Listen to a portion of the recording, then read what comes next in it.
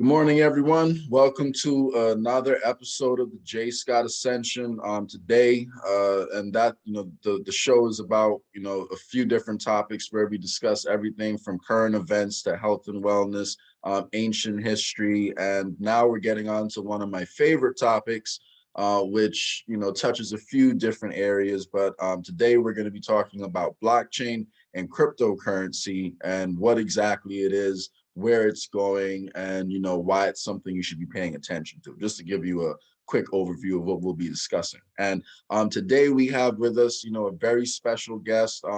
I've known him, I met him through a group that I'm a part of called the Caribbean Blockchain Alliance. If you're not familiar with it, you can find the page on Facebook.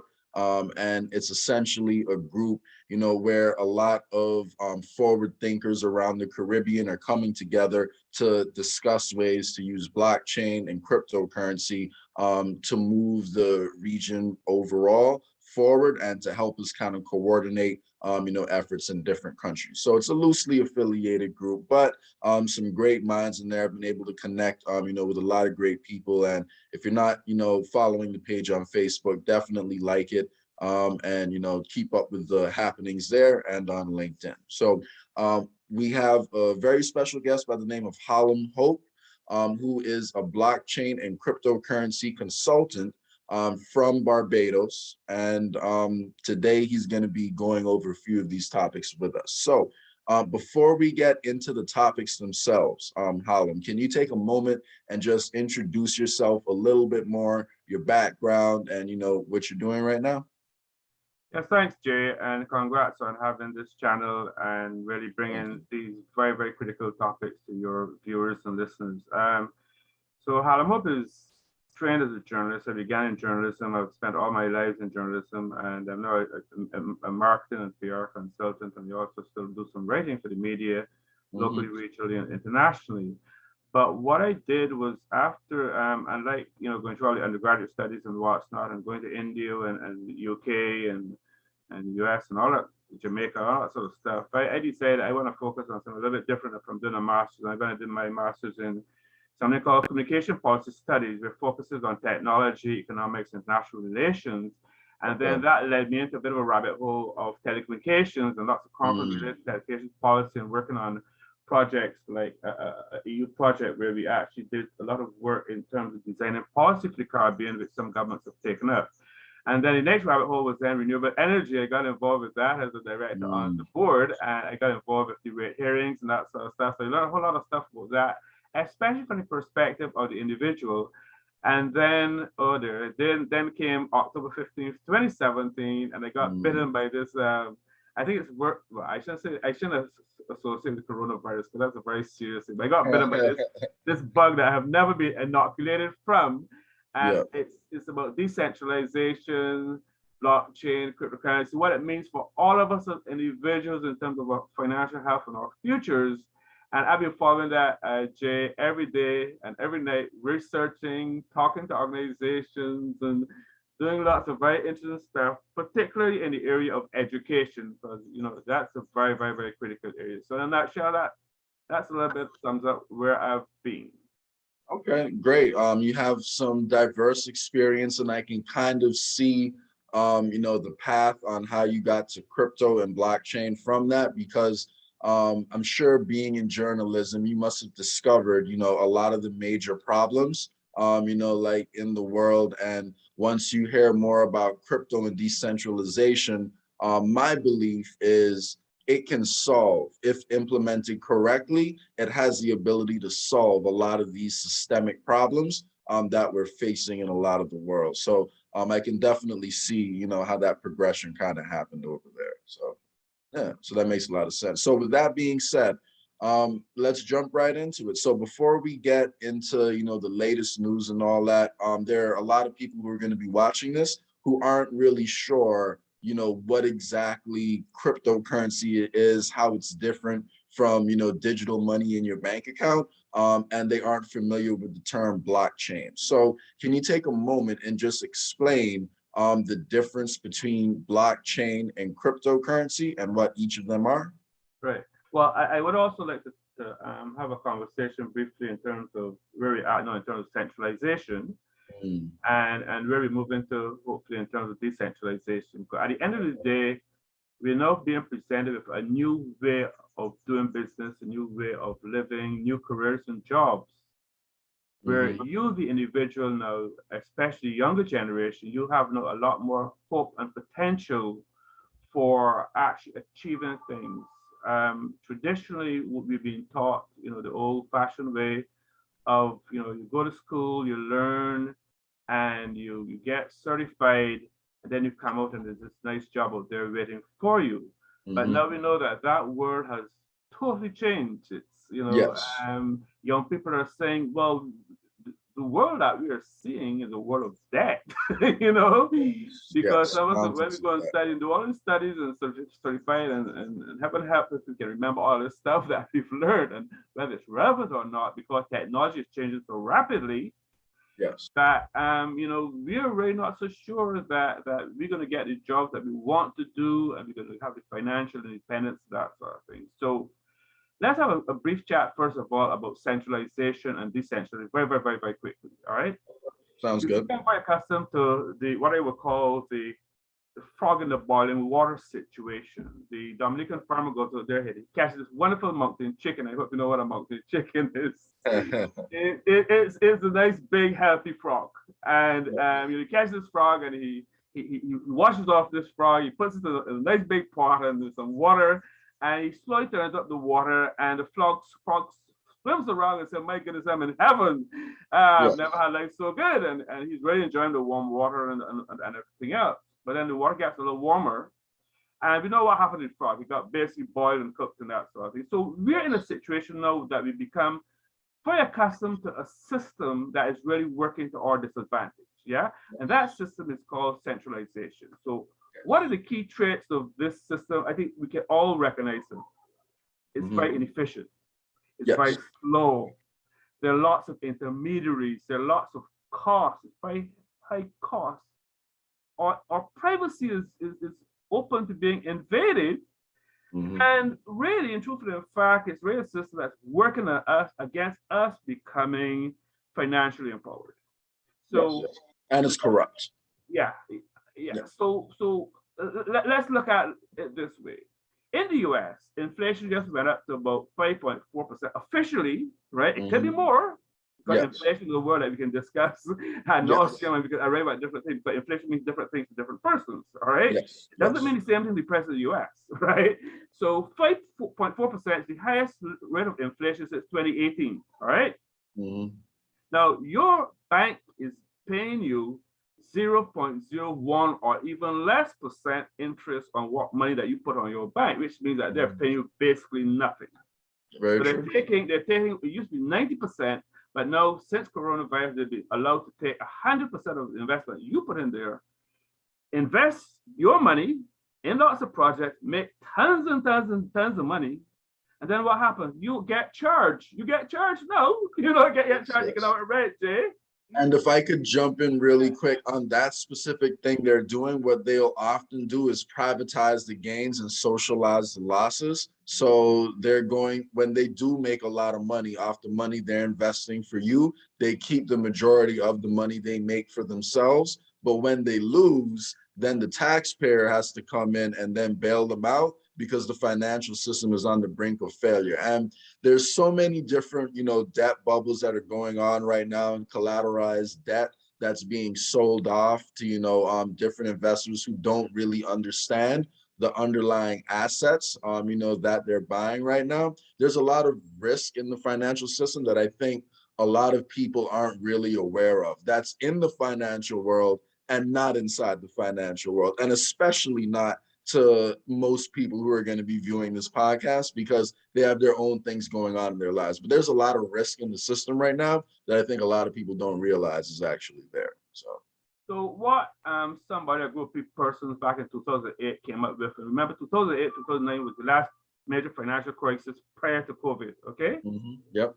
And you know what happened then? I mean, the banks messed up. They sold a lot of untruths. People bought a lot of houses, were told, "Oh, don't worry about it. It's going to be okay." Then we had this big housing bubble. People lost their homes. They became poor. They lost their jobs. And what happened? The government bailed out who? The banks.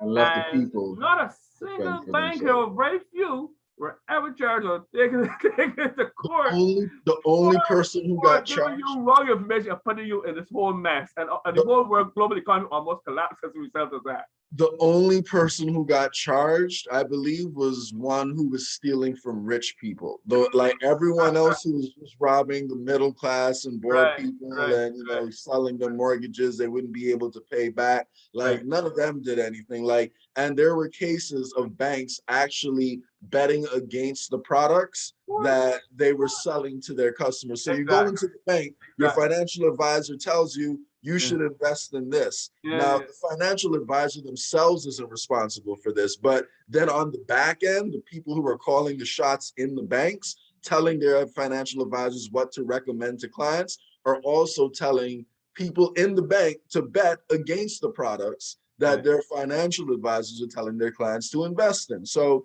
it's a game, man. It's unfortunately it's a game, and there's not enough transparency in it. So there was a lot of problems there. So Satoshi Nakamoto, whoever he is, came along and they started developing this thing called a blockchain. Yeah. And they minted the first Bitcoin in 2009. All right.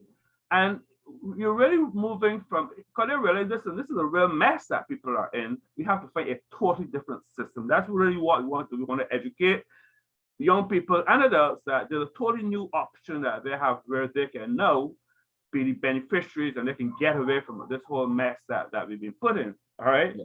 And essentially, decentralization seeks to resolve exactly the same problems of centralization. The cost, the high costs, right? Now, with cryptocurrencies, which are quite different from digital currencies, you can actually send remittances from Florida to Jamaica or from London to Turks and Caicos using a very fast digital wallet on your phone for next to nothing. Exactly. And you erase all the costs, the 10% cost or whatever of the Western Unions, which amounts to a lot of money over time. And this is what we've been seeing. So it's a cheaper way. You can invest wisely with the education. You can trade and you can make money. All right. It's not slow. You can protect your privacy a whole lot better, and you become more financially empowered. And this is really what we want the younger generation to grasp, because these are the kids who are on their computers and screens for up to 8 hours a day. The older generation can get it, and there's some folk I in our group who are 40s and 45s and that sort of thing that they don't get it, right? But it's really younger generation that is beginning to get into things and to investigate and to take some risks and stuff that needs the education, because we know our situation in which there are tons and tons of new jobs available to them. And that's what the young people want. They want new jobs. So they want jobs in the areas of coding. They want to be able to do entrepreneurial things like create their own digital wallets, to create gift cards with cryptocurrencies on it. We talk a little bit about NFTs, which is digital art. That's a whole wide area, Jay, in terms we talk about the creative industries, right? Creative people. We are very creative people, and there are opportunities now for us to actually make money and to reverse the situation whereby rather than being exploited from the north, we can now start slowly to kind of exploit the north. So we can start to earn money, and bring it to the Caribbean, and then our governments are going to be happy because the governments are going to get some of those tax benefits of the value added tax and that sort of thing to keep the economy going. I would stay away from that word exploiting the North, and instead I would describe it as retaining the fair value of the products being created. Because right now, one of the problems we have with centralization is that middle management and middlemen wind up taking the majority of the profits, for a lot of these products that are being sold. So even take, for example, something like Caribbean music. Caribbean music is distributed all over the world. It's, one of the best musics in the world to party to. So it's played all over. But the artists themselves and the people who are involved in the creative process oftentimes aren't fully compensated for, you know, what they're doing. And the people who make money off it, not just in the beginning, but throughout time and over the long run, tends to be, you know, the record companies. And I think there's a balance that will be able to be, you know, struck between, you know, the existing institutions maintaining, you know, a place in the field. But what blockchain does is it allows, and decentralization through blockchain does, is it allows the people who are creating the value to actually retain, you know, like a higher percentage of, and you know, the value being created of it and the money being made from it. So would you agree with that? Totally. And I would like to say that these opportunities that are now open, Mm-hmm. I personally believe that they become available to young people from age 8 years old Mm-hmm. to say age about 30 years or so. And this is really so they can really start learning and actually creating jobs and creating entrepreneurship. Mm-hmm. And there are 12-year-olds globally who are really rich and wealthy right now. And why is it that our young people or kids, they're just as bright as them, but Definitely. they're not being provided with the right education, right opportunities to understand that it's not just only about learning all about your languages and your history and your geography and all that sort of stuff, but Mm-hmm. technology is no money. Technology through blockchain and cryptocurrency is no opportunity. It's no opportunity for entrepreneurship at a very young age. And there is actually an ambassador who you and I know quite well.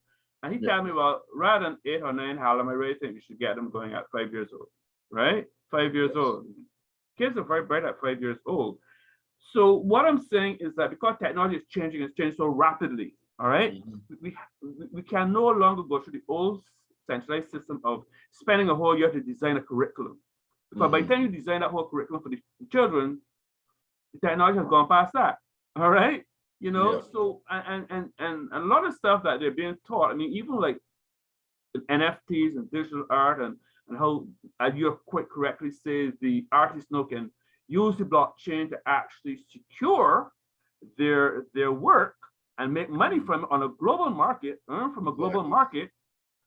You know, that is that is a very, very, very important area. And I can tell you I know of at least two NFT artists who have made at least $7,000, Jay. $7,000 Wow. on a single piece Oh, of wow. digital art. And digital art is it's not just about paintings and digitizing stuff and that sort, but it is about basically any form of artistic endeavor. So you Yeah. could be a poet, you could be a singer, but it provides you, as you correctly said, you know, when we go and listen to go overseas and we travel, we hear all about these artists and the red plastic bag and all these guys singing. They're not Yeah. getting a cent for that. You know, Exactly. they're not Exactly. getting a cent. So the blockchain provides us with a secure opportunity for these artists to be educated. And that's the project we're trying to get going, you know. And I think one of the keys to it is it provides a mechanism to make sure anytime ownership of the asset is transferred, the original creators can still get a percentage, you know, like of the sale as the asset is transferred again. So like right now, if an artist creates, you know, like a piece and then sells the piece, that's all the money he's ever going to see for that piece. With blockchain, if you create some visual art on the computer, and you know, build it on the blockchain, and the only way ownership can be transferred, you know, is through the system. You can design it in a way where a percentage of the sale actually goes back to the original creator. And when it comes to, you know, the music industry, how people can be compensated, you know, with that, there's a few more hurdles that need to be cleared before people can fully take advantage of what blockchain has to offer in the music industry. But hypothetically speaking, you can automate it. So depending on how the music is being, you know, listened to and viewed, you get different compensation for the artist. So if I'm listening to it on Spotify, I may pay a fraction of a cent, you know, to listen to the music there. But if they're playing it on the radio, I automatically get compensated a higher amount than I would be if it's being played on Spotify. If they're using it in a movie, then I automatically get compensated a higher amount than where it would be there. So, you know, and it's not just the artists themselves. You can tie it so the distribution goes to, everyone who's involved, like in the process. The producer gets his cut, the label gets his cut, the manager gets his cut, and you can build all that into the algorithm on the blockchain. So you reduce corruption, you reduce the waste that's spent on, management. Because right now, the way, these things work, there's a lot of middle managers and a lot of, middlemen who are making money in between and being compensated for their efforts to distribute this money. Blockchain automates all that, allows you to do more things that you can't currently do, and it has the potential to make the system, just a little bit more smooth. Would you agree with that? Yeah, so we need to educate young people to move from this accepted centralized system that the older generation have become familiar with. Yes. And if I figure we can't do anything about it, to understand, yeah, you can do something about it. Yes. You can be your own boss. You can take. There's a defeatist attitude. You can take control of your own future. You can take control of your own debt. You can actually learn how to trade and invest successfully, so that I believe you could, with the proper education, it takes time. You could make, I would say, at least a 10% per annum profit and more. But if you make it 10% and inflation rate at say 4.5%, 6%, 7%, you're doing okay. So the important thing is that you need to use some of that disposable income that you have to beat inflation so that you're creating wealth.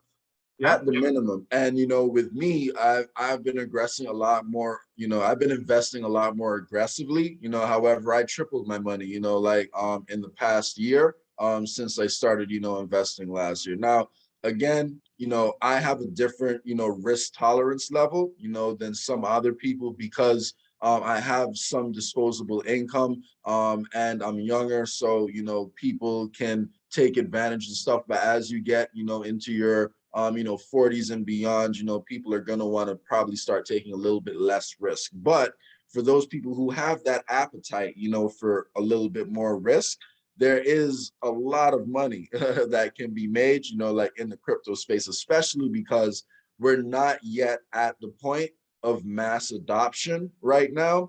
And you're going to see a lot more money pour into the field overall, in my opinion. There's going to be a lot of turbulence on the way. Don't get me wrong. There will be a lot of turbulence, but you're going to see a lot of money pour into the field, because people recognize, the benefits of it. And you can only delay technology. You can't prevent the most efficient technology from taking hold. So, and the more educated people are about how these systems work, the more we'll be able to ensure that these systems are employed in a way where it benefits people, that it's decentralized. Because the reason why I'm glad, you want to focus on this centralization versus decentralization topic is because if we're not paying attention and if we don't understand the possibilities, then the system can be built in a way where it remains centralized, and it's actually a lot more dystopian than the society we have right now, because it could give centralized powers more control if we're not paying attention. So with any technology, any technology has the ability to do a lot of good or a lot of bad. So the question is, are we going to take this technology and make sure it's being used for good? Because if we take our eyes off the prize and we're not paying attention, it could be used for some bad. Would you?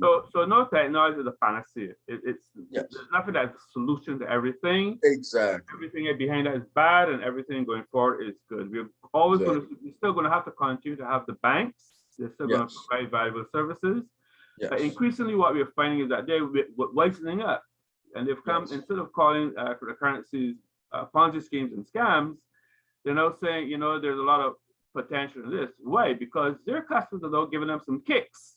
And say, listen, what are you doing with my money? You look, there's opportunity. Look all these big corporations in the US, like Fidelity and Glassnode and all these guys, MicroStrategy, they invested billions of dollars and millions of dollars in Bitcoin. What are you doing with my money, man? You look, and so Jamie Dimons was saying, we don't totally agree with it, but listen, it's your money, so we can provide the services. So what you're finding is that increasingly now, there's a whole lot more institutional acceptance. And again, it's going to continue to grow things. But the model that we've been working on for the last year is really designed for the newcomer.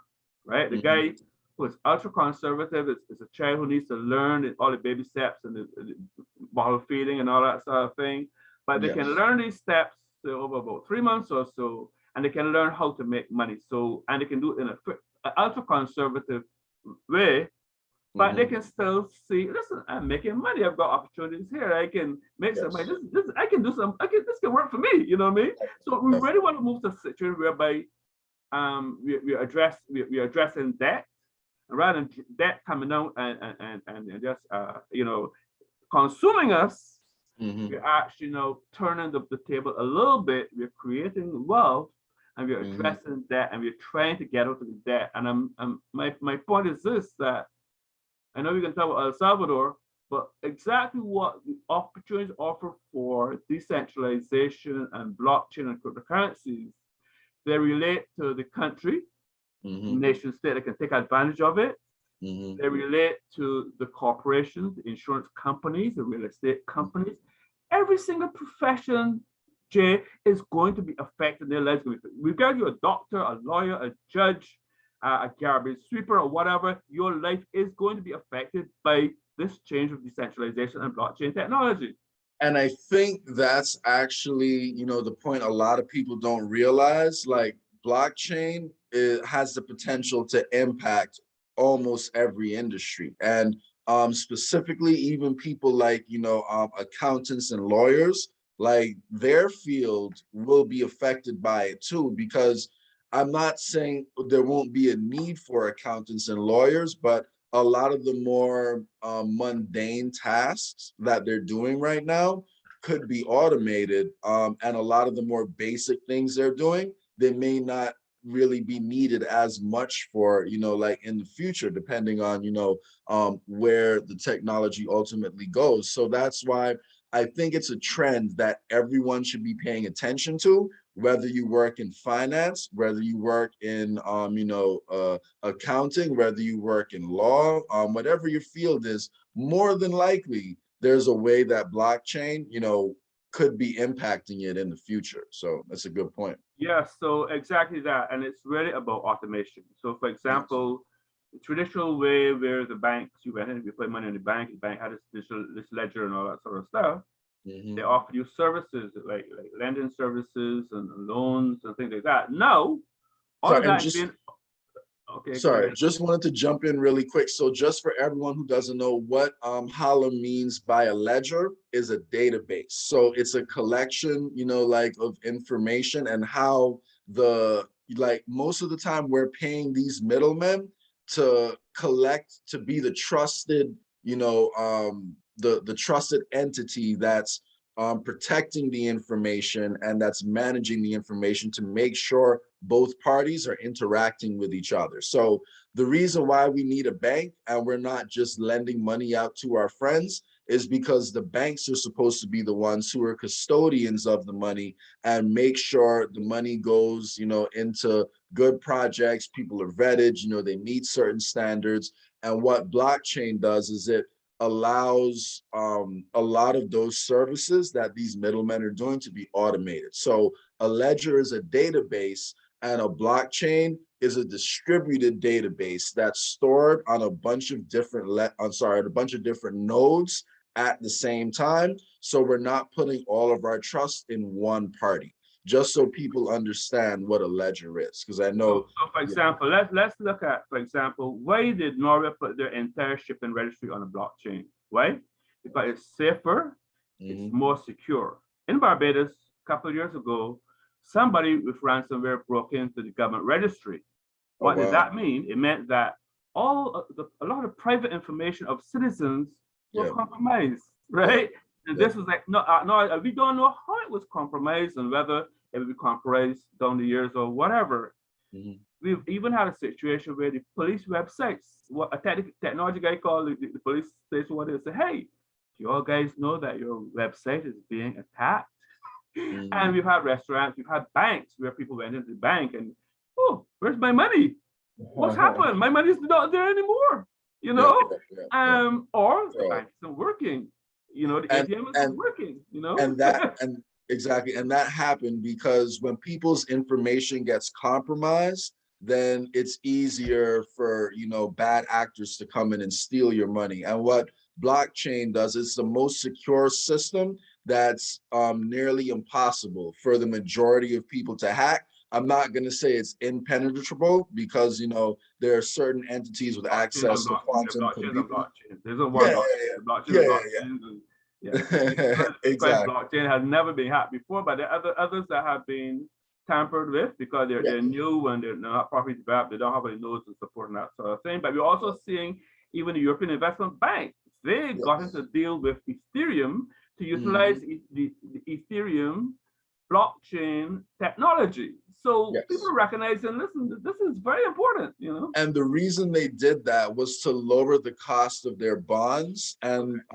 they're going to be issuing bonds on Ethereum. And the reason they're doing that is because the blockchain reduces the cost of it and it improves the security of it. So they're going to be, from what I understand, they're going to be tying their income directly to these bond payments, and blockchain allows for the automation of that process. So essentially what that means is, as the EU countries are collecting money from their citizens and collecting their taxes, a small fraction of that is automatically allocated, you know, to the bond payments. And because of that, they get a lower interest rate because there's less risk, you know, like for the investors who are holding that bond, because those investors don't need to worry about the government's deciding, you know what, we're actually not going to pay you back. So as long as people are paying taxes, the bonds are going to get paid. That's where it's going. I don't know if that's, you know, the original, like the first implementation of how they want to do it, but that's what it's ultimately, you know, like going to lead to down the road. So it's a lower cost of capital for governments. It's better for investors because investors have more assurance that they're going to get paid back. And then the citizens of the country ultimately benefit more because their money is being employed more efficiently. So we recently saw Mhm. one of the leading banks in France, one of I think it's top 3 or top 4, I think it's top 3 or top Mhm. 4 bank. They Mhm. actually went to something called a decentralized autonomous corporation or organization, right? Wow. And again, we talk DAO, and then we talk about how things have changed. You don't need any more um, uh, banks and credit unions with brick and mortar anymore. You just have a platform, and they went to get a loan Yeah. from this DAO, maker DAO. They went to say, listen, you want to get a $20 million loan from you. So you see how the world is changing, all right? Yeah. Yeah. Yeah. And it's really all about automation. I mean, once upon a time, gaming, for example, and this is something that young people are very interested in. Gaming would be something that you just did when you're a little bit bored. Mhm. Now, gaming Can be a is career. about making money. Yeah, You it can be a play career. games and you're paid to make money to play games. And secondly, gaming is now, call it GameFi, DeFi, Yeah. GameFi. Yeah. GameFi now Yeah. is about investment. So a company or business can invest in GameFi, in a corporation that's making tons and tons of money, all right? Mhm. And they're going to make money themselves. So Yeah. decentralized financial services, I mean, all of those banking services that we're familiar with, insurance service and what's not, they're now being offered a lot cheaper. They're being offered through automation.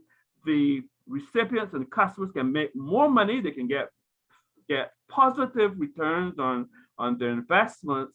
And these corporations have lower costs and they can make more money. So it's a question now that we begin to see that some of these institutions and companies and corporations, which we need to see happening in the Caribbean, are moving towards decentralized finance. As you mentioned, it's about automation of services that you're accustomed to.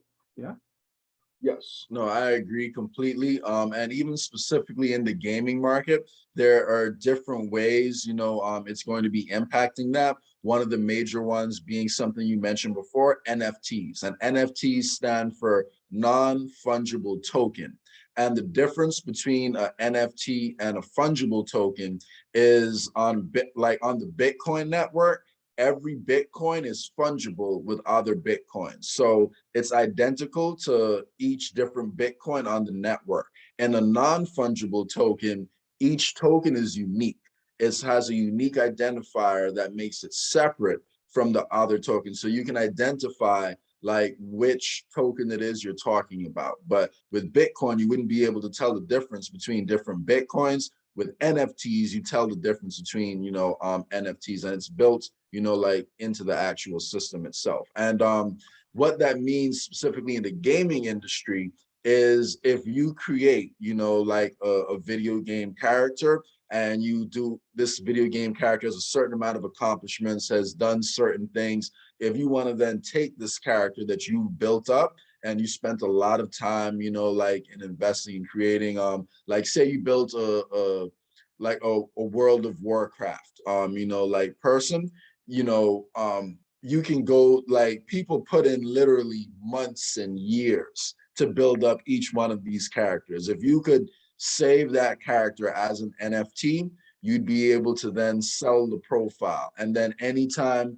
that profile gets resold, you'd also get a portion of the sale every time it gets resold, moving forward. So you make sure as the original creator, no matter what happens with your work, that you're able to receive a certain percentage of the money being made off of it. So, there are a lot of different possibilities there. That's one way it can impact gaming. And another is not just all the whole array of cultural industries, but the fashion industry.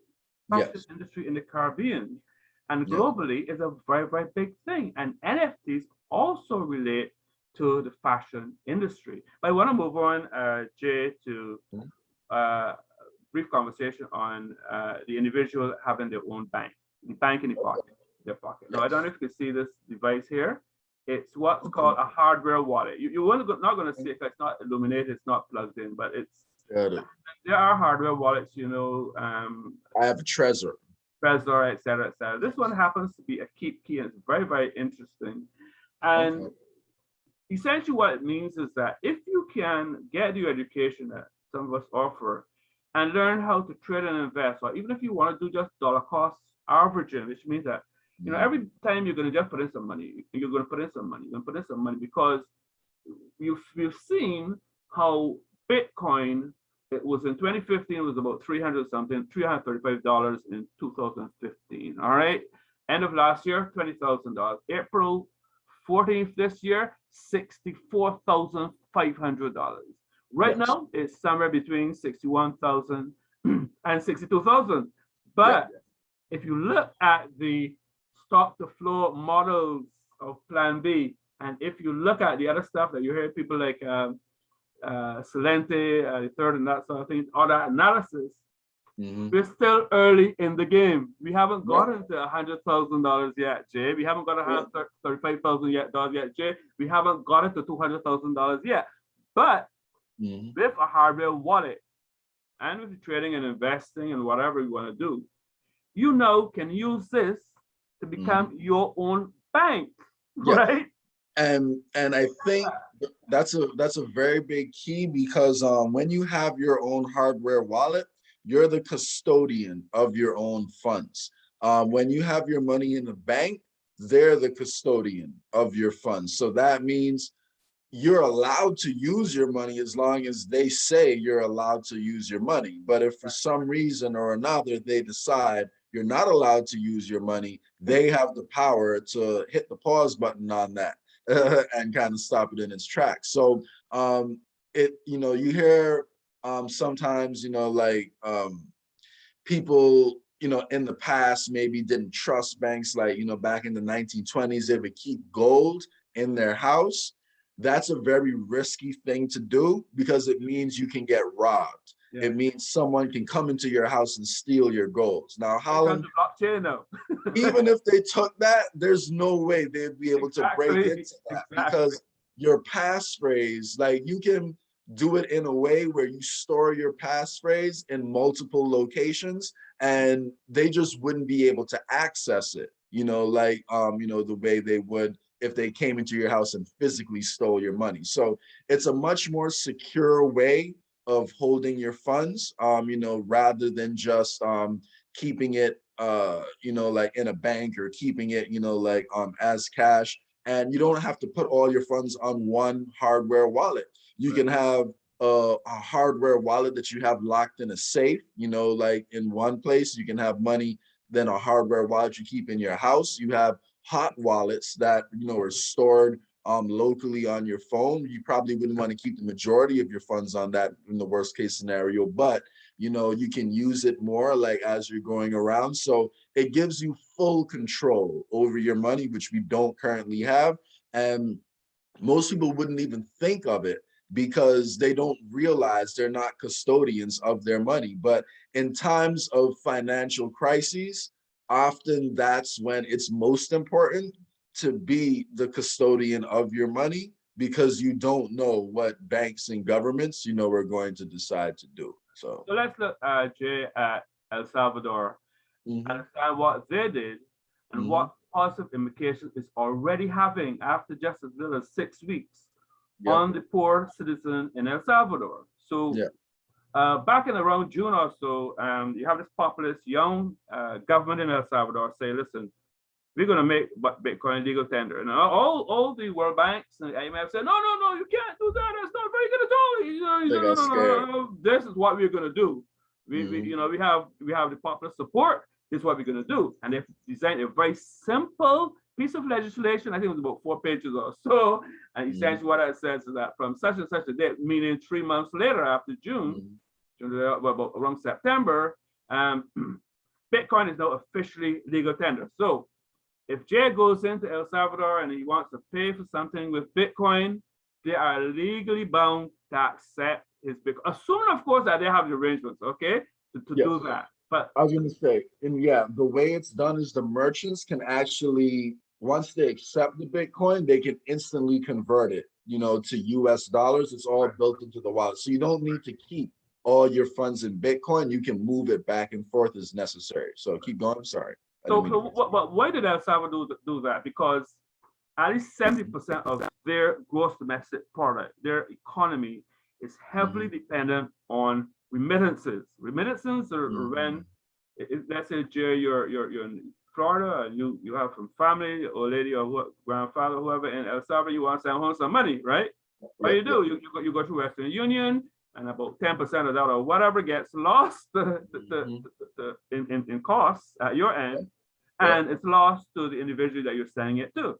So if Salvador said, no, all the economy depends heavily on remittances. We have a lot of poor people. We're going to provide them with an opportunity that they can have a technology that they can get the remittances quickly, matter of mhm, minutes, sometimes seconds, yep, yep, cheaply or next skin to no cost whatsoever.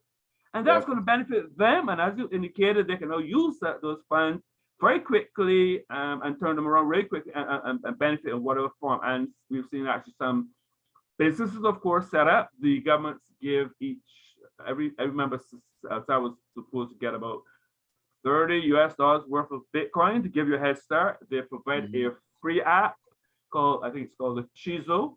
And they're yes, using the Lightning Network, which really is ultra fast. I mean, the Lightning Network, what Jay, is something that we really need to look at. But they've yes, used really great technology, fast technology. They've cut out, again, the middleman with centralization. You don't have to go to yep, Western Union anymore. yep, Get your Bitcoin, send it on your Lightning wallet network, download your Chizo wallet, to the residents of El Salvador. They turn around quick, and they can then go and spend it. They can do business, they can buy food, they can pay debt, whatever they want to do. And what has happened is that two things have happened, Jay. mhm. First of all, in a very short time, the whole issue of the unbanked has begun to be addressed. Yeah, Now, I was going to there's say more thousands people. and thousands, of course, of unbanked people in El Salvador. But what Mhm, we found is that right now there are more individuals with cryptocurrency banks than there are with traditional bank accounts. So that's one cryptocurrency issue. That's one wallets, issue they did with. That's one issue they did cryptocurrency with. wallets. Yes. Yes, that's one issue they dealt with. I got a couple others. Yeah, yeah, Right? yeah. No, The I second agree. one is that they invested in Bitcoin. Now, yeah, I think they did get in at an inopportune time where the price they bought, they bought at a certain level and the price fell.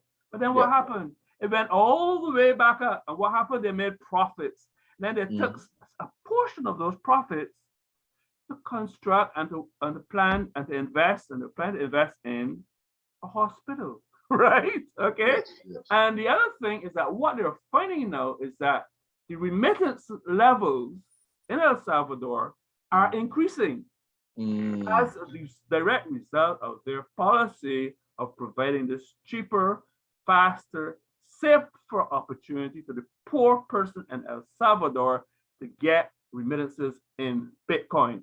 Yeah, I agree. And it's good because it means you're not suffering that loss as the money is being transferred. So there's more money in the overall economy because it's not being drained in the process as it's being sent over. So it's good for the overall economy. Now, the only, thing, and I don't know what the government of El Salvador has done to necessarily educate, its people on how cryptocurrency and Bitcoin works, because the only thing, I would say is as you're introducing technology like this, you want to make 100% sure that people understand, there is also risk, like involved in Bitcoin, because even though the price is going to go up in the long term, in my opinion, and by the way, nothing in this conversation should be misconstrued, as financial advice. This is all an educational podcast. None of us are licensed financial advisors,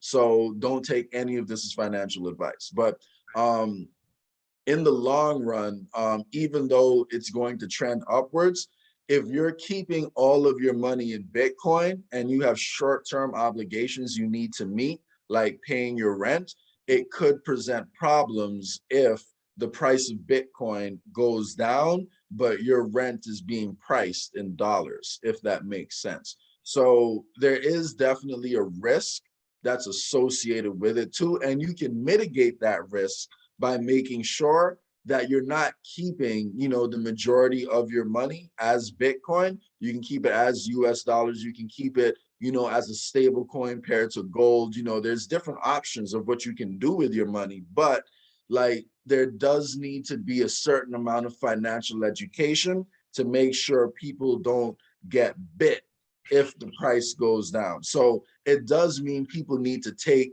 a little bit more interest in financial education, and they need to really, educate themselves. But that being said, it's providing an opportunity that we've never had before. So, in order for us to seize this opportunity, we all have to take on a little bit of that responsibility to educate ourselves and really understand what's happening. So Exactly. I mean, yes. So if you lived through the bear market of 2018, that was very, very painful. You really had to adjust yourself to that. The advantage, of course, with remittances is that while it may cost the sender to El Salvador some more because maybe the price of Bitcoin might have fallen, whenever that's going to be, we're still in a good up cycle. But there's always going to be a bear market. There's always going to be a bear cycle. There's cycles. Yeah. But the individual in El Salvador is still going to get Bitcoin. So they're still going to get a remittance that they're not paying for. It's like free money. Yeah.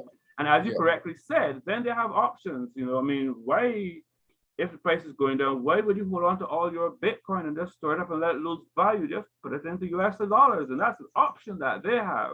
Yeah. And this exact model is very relevant to other countries in the Caribbean. Let's take Jamaica, for example. If you look at the World Bank data, Jay, the World Bank data shows that the level of remittances versus the GDP is very, very similar to El Salvador. So what I say to is that we've known that too. There are lots and lots of very, very poor people in Jamaica. So I think there's the opportunities there as well for them to see how can we use this new decentralized technologies, new decentralized money. How can you use Bitcoin, which all the large corporations globally are willing to grab up? How can we use that to replicate what's happening in El Salvador? And there are options as well, the insurance companies, the corporations, to all these institutions and organizations, companies in the Caribbean to figure out how can I take advantage of this? How can I reduce my costs? How can I offer new services? How can I offer maybe personal financial services based on this cryptocurrency? How can I rejig my business a bit? And we've seen in Trinidad that the Ansa Macau group, they recently bought Bank of Baroda, and they call it Answer Bank. And very recently, they got on board a digital director, chief digital director. So my question is, given that Anthony Sabga has had the experience, he's gone on the rabbit hole, he's invested in Bitcoin, and he told us on the Caribbean Economic Forum that he made more money with Bitcoin than he made from any other asset. Okay, so he's been on the rabbit hole. Is it possible that he might say, well, how can Answer Bank provide some of these services, these custody services and what's that, and do things differently and start to compete differently and make some money? Is that something that he may? I'm just speculating. I don't know what he's going to do, but there are opportunities there, Jay.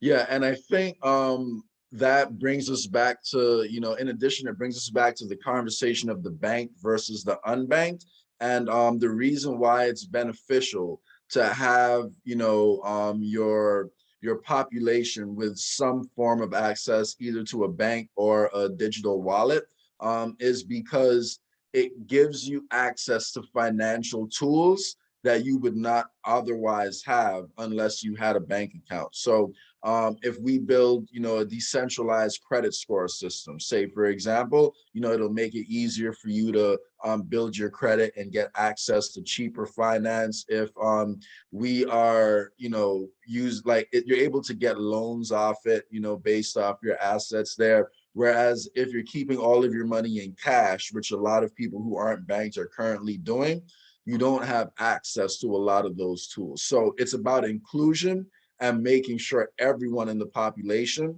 has the benefits of accessing the different parts of the financial system. And blockchain makes it cheaper and easier for everyone to kind of get access to those tools, if that makes sense. Right. So two questions we have is, who's really going to drive this adoption? And the answer is the youth. Young people are going to drive this adoption. All right. Yes. The elderly and if they invest the time, whatever. There's a lot that they can do as well. And the other question is, what will drive adoption? As you said, we agree, it's education, right? So what we've been trying to do in our small grouping here in Barbados, we've been trying to develop partnerships with a government department, because we want to teach young people now, and something that is happening with out of Connecticut with the lady Rhonda from, they're doing stuff there with coding and that sort of thing with young people, and they had to speak at their blockchain business week a few months ago or whatever. What we're trying to do is to have a relationship with state government departments in the area of skills training, And what we want to do is we want to provide these young people with hands-on skills that they can develop products, services, and things that they can design them for a global market, and they can start making money and getting the experience of whatever at a young age. And in time to come, I mean, let's say someone began to do some stuff, we want to teach them in the area of trading and investing and that. So and they start at say 9 or 10. And let's say your kids sort of went through a 3-month course, but eventually a year went by and they invested in the same, knowledge got better, and year and a half or so, they began to really fully master this, and they've gone off in different strategies and what's not. You know, have a 9-year-old who is no longer 9, they're 10 and a half or 11, okay? And that child, you call it a child, huh? That child at 11 and a half or 11 or whatever can now turn around and teach people of your age, Jay, and people who are older than you are, and say, okay, open your laptops today. Today we're going to discuss MACD and technical analysis, and we're going to discuss stochastic resistance and all that sort of stuff. And I'm going to teach you how to make money now in this space. At 11 and a half, 12 years, and they can be doing it online or face-to-face, Jay. That's vision.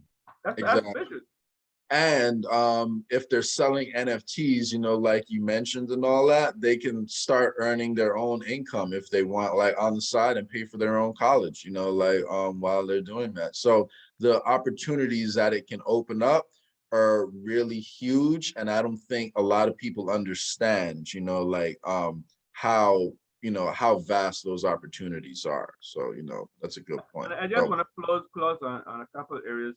One of them is scams.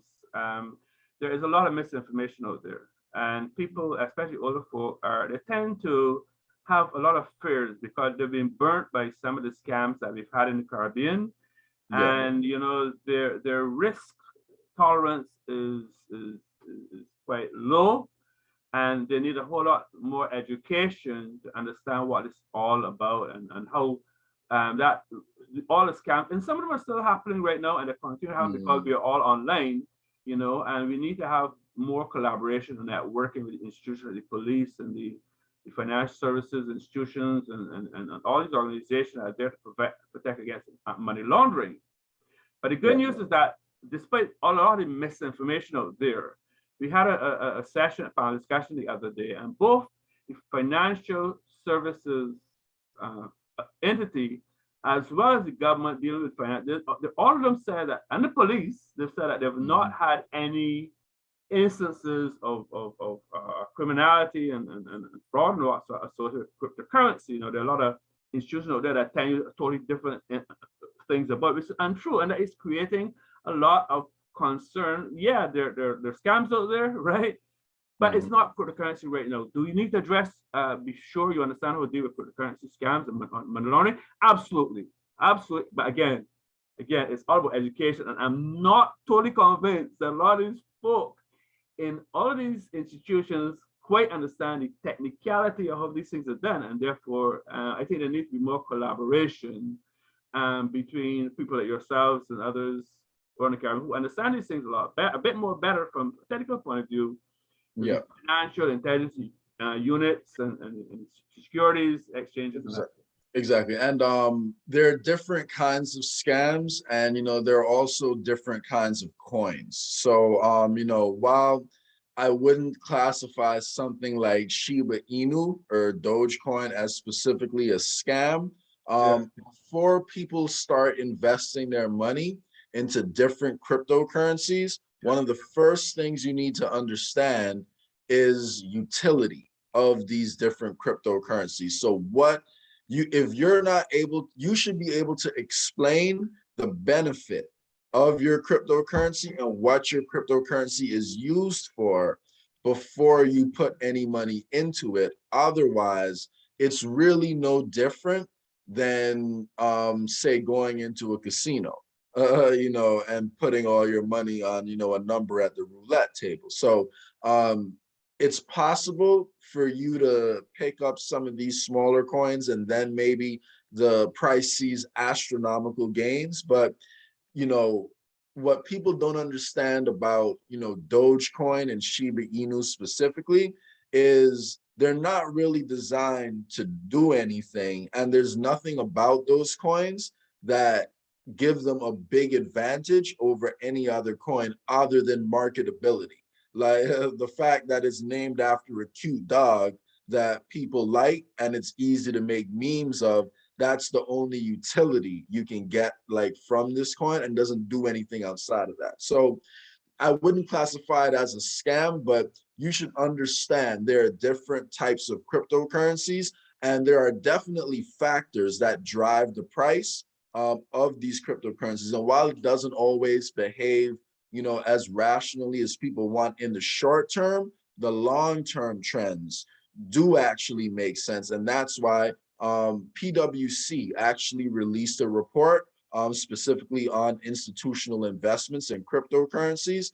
And they found that the private equity funds and the hedge funds that made the most money off cryptocurrencies by far were the ones that were taking long positions and doing medium to long-term trades. So going into it thinking that you're going to be a day trader and make money every day off these cryptocurrencies, the banks aren't even smart enough to do that. But if you're investing in mid to long-term trends and you're identifying the utility of the cryptocurrency, and you have a bit of a longer investment horizon, which means you're not looking to become a millionaire in a month's time, but you're willing to put money in there and let it sit for a while and let it grow, then it is possible to, make some good returns and really get, a very high percentage on your money. So there are scams and there are bad investments, but there are just straight up scams where people create, like cryptocurrencies just for the sole purpose of making themselves rich. And then there are, just bad investments and very risky investments. So, that's all things for people to consider, when they're considering getting in space. And one more thing I did want to mention, as far as adoption goes across the world, yes, El Salvador is a good example of a country that's done it, like on a national scale. However, I don't know how many people know this, but the city of Miami actually recently announced that it's going to give all of its employees, aka the government employees that work for the city of Miami, the option to have their salary paid or a percentage of it paid specifically in Bitcoin. So again, this is a sign that it's not something that's only happening in El Salvador. This is a trend that's starting to pick up in different pockets of the world. So our choices are, we can listen to the FUD, the fear, uncertainty, and doubt that's spread by people like, Jamie Dimon, who have invested interest in making sure the US dollar like is the main currency of the world. Or we can look at what other people are doing and recognize that the truth is cryptocurrency and blockchain provides the best system, the most secure system, and it's only a matter of time before we switch over to it. And the less people who are educated about it, the more chance it is that the benefits of this system are going to go to the people who are already in control. So that's why it's important for everyone to get an understanding of it, spread the word, and invite other people in to also get a little bit of a benefit. So Ukraine has been talking to El Salvador. Yes. And I think we're going to expect, within next year or less, that you're going to have Ukraine going that same route. A number of which country? Ukraine. Oh, Ukraine. Yes. A number of Latin American countries are also looking at it. Some of the legislators are also looking at it. But I want to just close on this bit about financing and investing cryptocurrencies. As I mentioned, we support a model that is ultra conservative. But you must have a strategy, you must have a plan, you must get serious about your money. I mean, a lot of people just buy stuff and they just forget about it and leave it. It's your money, man. Get serious about it, right? Yeah. Have a strategy, have a plan. However, even with an ultra conservative strategy and plan, I have friends, Jay, who are up right now 1K. You said you're up 3K on some stuff. I've got folk who are up 1K on their investment, and these are still early days. I've got folk who are up 20 and 40% in profit on some of their investments. Okay, so with the right education, regardless whether you're 9 or you're 90, you're real serious about it, you can learn how to trade and invest conservatively, but still make good money. And as you correctly said, we've got a bull market. Now is the time to make the money, but we got to adjust and get ready for when we're going to have a bear market. And things are not going to be so rosy, but we can still have a strategy to deal with that as well. Yeah, exactly. So that's great advice. And again, the first step is education. So you want to make sure you understand what cryptocurrencies do, where the utility is coming from, and you do want to look at some of the macroeconomic trends and other factors happening in the economy as you're making those decisions. And so, lastly, Jack, I know you did ask about it. Is the ETF? Yes, the Bitcoin futures ETF. I nearly forgot about that. ETF, the futures ETF. Yes. After much prodding and multiple applications from companies, many companies, finally an ETF was approved, and the SEC said, "Go ahead. We have no issues with you having that." But it is, understand, it's a Bitcoin futures ETF, which is different from a spot market ETF. The futures ETF and the spot market ETF are two different things. So here's the thing, Jay. Here's the thing, Jay. We have seen some research and as designed in graphs. You got to plot the data, all right? Yeah. That shows that if people continue to invest in Bitcoin, right, they're very likely to, right now they will be up about 30% on an investment in a Bitcoin futures ETF. They're two different investment things. What I think this will do is it will create more interest in the market. And yes, some people will get into it and they may want to get into the Bitcoin ETFs.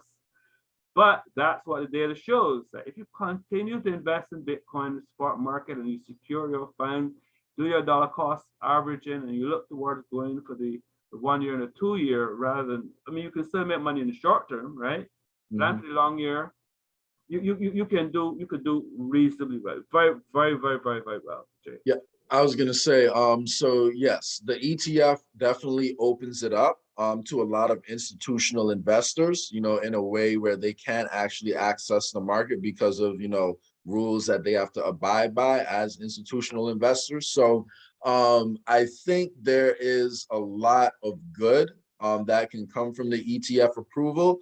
However, I also believe that people should understand that because it wasn't a spot market ETF that's approved that allows you to invest in the underlying asset, it was a futures ETF that was approved.